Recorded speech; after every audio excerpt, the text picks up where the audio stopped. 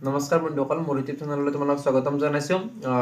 আৰু প্ৰথমতে এটা বহুত বহুত ধন্যবাদ তোমালোকক, কাৰণ তোমালোকে মোক 1000 ছাবস্ক্ৰাইবাৰ কৰি দিছা চেনেলটোত। আৰু আশা কৰোঁ আগলৈ তোমালোকে এনেদৰে মোক সঁহাৰি জনাবা আৰু মই তোমালোকক পঢ়াখিনি হেল্প কৰি যাম, গতিকে ছাপোৰ্ট কৰিবা প্লিজ। আৰু আজি ভিডিঅ'টো হ'বলৈ গৈ আছে মষ্ট ৰিকুৱেষ্টেড ভিডিঅ', যিটো তোমালোকে সুধিছিলা যে পৰীক্ষাৰ আগত কেনেদৰে প্ৰিপাৰেশ্যন কৰিম। তো সেই বিষয়ত আজি আমি বিতংকৈ আলোচনা কৰিম, গতিকে তোমালোকে ভিডিঅ'টো ভালদৰে চাবা, স্কিপ নকৰিবা। ক'বলৈ গৈ আছোঁ যে তোমালোকে যে ভাল ৰিজাল্ট কৰিব বিচাৰিছা, তো কিয় কৰিব বিচাৰিছা সেইটো তোমালোকে ভালদৰে ভাবি লোৱা। যে কাৰোবাক দেখাবলৈ, নে তোমালোকে এখন ভাল কলেজ পাবলৈ, নে তোমালোকক কাৰোবাক মানে কথা দিছা যে ভাল ৰিজাল্ট কৰি দেখুৱাম মা দেউতাক, বা অন্য কাৰোবাক দেখুৱাব লাগে নে যে সমাজখনক যে তোমালোকেও ভাল ৰিজাল্ট কৰিব পাৰা। তো সেইটো তোমালোকে ভালদৰে মাইণ্ডত ভাবি ল'বা যে তোমালোকে কিয় কৰিব বিচাৰিছা সেই ৰিজাল্টটো। তো সেইটো বহুত ডাঙৰ কথা। তো তোমালোকে সেইটো ভাবি যেতিয়া মানে আৰম্ভ কৰিবা পঢ়িব, তেতিয়া তোমালোকে পঢ়িব পাৰিবা। নহ'লে এটা যদি তোমালোকৰ গ'ল নাথাকে, তেনেহ'লে তোমালোকে যিকোনো মানে পঢ়িলেও তোমালোকৰ মনত নাথাকিব। গতিকে তোমালোকে এটা ভালদৰে ভাবি লোৱা যে মই এইটো কাৰণে পঢ়িব বিচাৰিছোঁ। পইণ্ট আহি যে তোমালোকে এতিয়াতো মোবাইল ইউজ কৰি আছা, কিন্তু মোবাইল ইউজ কৰোঁতে তোমালোকে চাবা কিবা ইম্পৰ্টেণ্ট বস্তু এটা চাবলৈ আহি তোমালোকে বিভিন্ন শ্বৰ্টবোৰ চাবলৈ ধৰা বা ইনষ্টাগ্ৰামত ৰিলচ চাবলৈ ধৰা, তেতিয়া কোনো তোমালোকৰ একো মানে ফাইদা নহয়, একো উপকাৰ নহয়। তো তোমালোকে হঠাৎ মানে মনটো এনেকুৱা লাগি যায় যে চাবলৈ ইচ্ছা যায়, গতিকে তোমালোকে চোৱা আৰু শেষত গম পোৱা যায় বহুত টাইম গুচি গ'ল আৰু এতিয়া আমাৰ হাতত পঢ়িব টাইমেই নাই। গতিকে সেইটো তোমালোকে ৰিগ্ৰেট ফিল কৰা।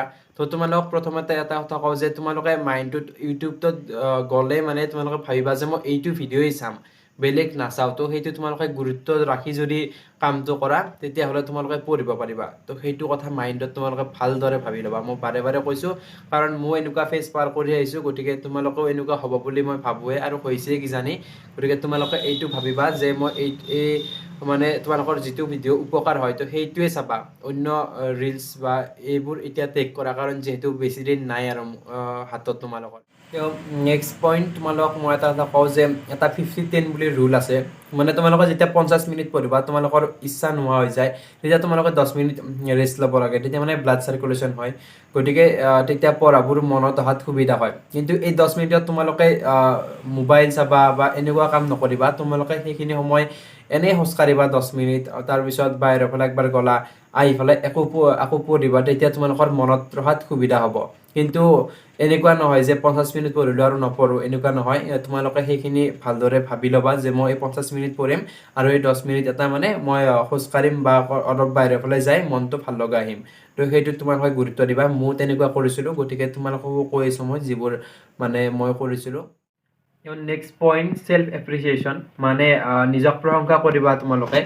যেতিয়া তোমালোকে এটা নিৰ্দিষ্ট পঢ়া সময় বান্ধি ল'বা, তেতিয়া তোমালোকে মানে যেতিয়া পঢ়াখিনি কমপ্লিট কৰিবা, তো নিজকে ক'বা যে আজি মই পাৰিছোঁ, বা নিজক প্ৰশংসা কৰিবা। তেতিয়া মানে নিজৰ মনটো ভাল লাগে যে হয় আজি মই পাৰিছোঁ, গতিকে আৰু অলপ পঢ়িব মন যায়।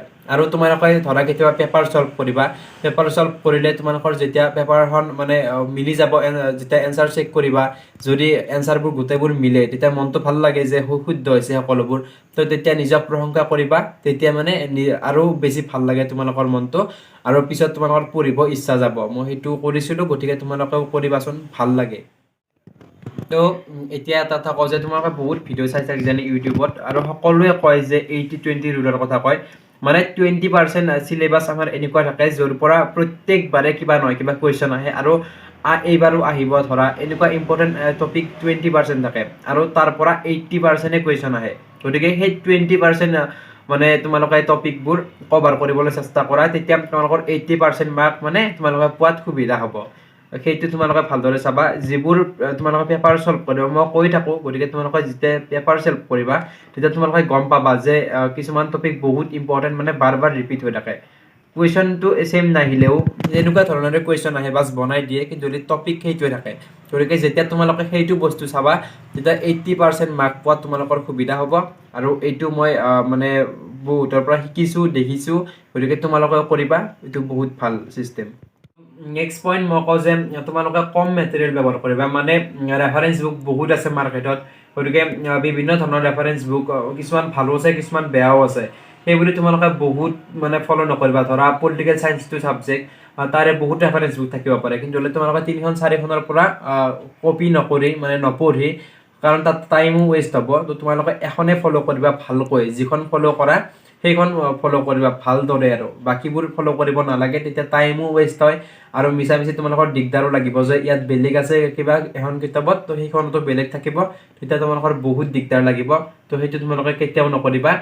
কম মেটেৰিয়েল ইউজ কৰিবা, আৰু সকলোৱে এনেকুৱাই কৰে টপাৰবোৰে, গতিকে তোমালোকক মই কৈছোঁ।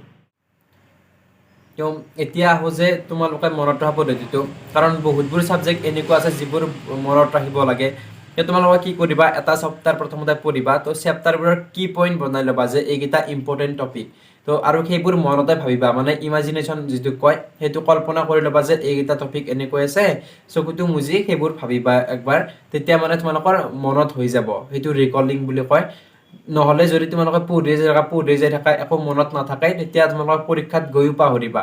গতিকে এতিয়াই এটা কথা কৰিবা যে এটা চিলেবাছ মানে টপিকটো বঢ়িয়াকৈ পঢ়িবা, আৰু তাৰপিছত ইমাজিনেশ্যনৰ দ্বাৰা মনত ৰাখিব চেষ্টা কৰিবা, তেতিয়া তোমালোকৰ বহুত সহজ হ'ব, আৰু পিছতো বহুত মানে মনত পৰিব পৰীক্ষা হলত, আৰু পাহৰাৰ কোনো চান্স নাথাকে। Last but not the least, এটা বহুত ইম্পৰ্টেণ্ট কথা, আৰু যে তোমালোকৰ পেপাৰ চলভিং, তো যোৱা যিবোৰ 5 বা 10 বছৰৰ তোমালোকৰ প্ৰিভিয়াছ ইয়াৰৰ পেপাৰ আছে সেইবোৰ তোমালোকে চল্ভ কৰিব চেষ্টা কৰা। মানে এটা নিৰ্দিষ্ট সময় বান্ধি ল'বা, যিহেতু পৰীক্ষাৰ কাৰণে মাত্ৰ 21 ডেইজ আছে, তো তোমালোকে এই 21 ডেইজত এখন পেপাৰ ল'বা ৰাতিপুৱা 3 ঘণ্টাৰ কাৰণে, আৰু তোমালোকে বহি যাবা, তেতিয়া তোমালোকে টাইম মেনেজমেণ্টটো শিকিবা, আৰু যিবোৰ ইম্পৰ্টেণ্ট টপিক সেইবোৰ তোমালোকে গম পাবা যে এইবোৰ ইম্পৰ্টেণ্ট টপিক হয়। তাৰপিছত ধুনীয়াকৈ এখন পেপাৰ চল্ভ কৰি দিনটো, তাৰপিছত সেইখন চেক কৰিবা যে এনচাৰবোৰ মিলিছেনে। যদি মিলিছে তোমালোকে মানে সেইখন ছাবজেক্ট বহুত ভালদৰে পঢ়া হৈছে, আৰু টাইম মেনেজমেণ্ট যদি লিখা হৈছে তোমালোকৰ, তেনেহ'লে টাইম মেনেজমেণ্টৰ কোনো প্ৰয়োজন নাই। আৰু যদি তোমালোকৰ লিখা হোৱা নাই, তেনেহ'লে তোমালোকে খৰকৈ লিখাৰ মানে আৰু লিখিব লাগিব খৰকৈ, তো তোমালোকে সেইটো চাবা ভালদৰে। পেপাৰ চলভিংটো বহুত ইম্পৰ্টেণ্ট, মই কৰিছিলোঁ আৰু সকলোৱে কৰে, তো তোমালোকক মই বাৰে বাৰে কৈছোঁ যে পেপাৰ চলভিং কৰিবাই, এখন নহয় এখন সদায় ডেইলি কৰিবা, তেতিয়া তোমালোকৰ বডিয়ে এনেকুৱা শ্বেপ লৈ ল'ব যে পৰীক্ষা হলতো তোমালোকে ভালদৰে লিখিব পাৰিবা, কোনো প্ৰব্লেম নহয়। গতিকে এইটো তোমালোকে ভালদৰে চাবা। তো শেষত এটাই কথা কওঁ, যিহেতু পৰীক্ষা অলপ বেছি দিন নাই, 21 ডেইজ আছে, গতিকে যিবোৰ ইম্পৰ্টেণ্ট টপিক সেইবোৰ পঢ়া তোমালোকে, আৰু প্ৰিভিয়াছ ইয়াৰ পেপাৰটো চলিউশ্যন কৰিবাই, এইটো মানে বহুত ইম্পৰ্টেণ্টেই হয়, মই কৈছোঁৱে। আৰু লগতে এটা কথা ইম্পৰ্টেণ্ট যে তোমালোকে নিজৰ স্বাস্থ্যৰ যতন ল'বা, কাৰণ যদি বেমাৰ হৈ যায় তেতিয়াহ'লে কিন্তু বহুত লোকচান হ'ব, মই কৈছোঁ। তো তোমালোকে চাই চিতি চলিবা। ভগৱানৰ ওচৰত প্ৰাৰ্থনা কৰোঁ যাতে তোমালোকে ভালদৰে চলাই এইকেইদিন, আৰু তোমালোকক ভালদৰে ৰাখে, আৰু তোমালোকে ভালদৰে পঢ়া শুনা কৰা। মোবাইল চাবলৈ পিছত বহুত সময় পাবা, আৰু নিজৰ ফিউচাৰ গঢ়াৰ সময় এইখিনিয়ে। আৰু যিহেতু মানে তোমালোকে এখন ভাল কলেজ পাবলৈ এইটো পৰীক্ষা বহুত ইম্পৰ্টেণ্ট, গতিকে তোমালোকে ভালদৰে পঢ়া, লগ বন্ধুৰ লগত ফুৰি সময় নষ্ট নকৰিবা।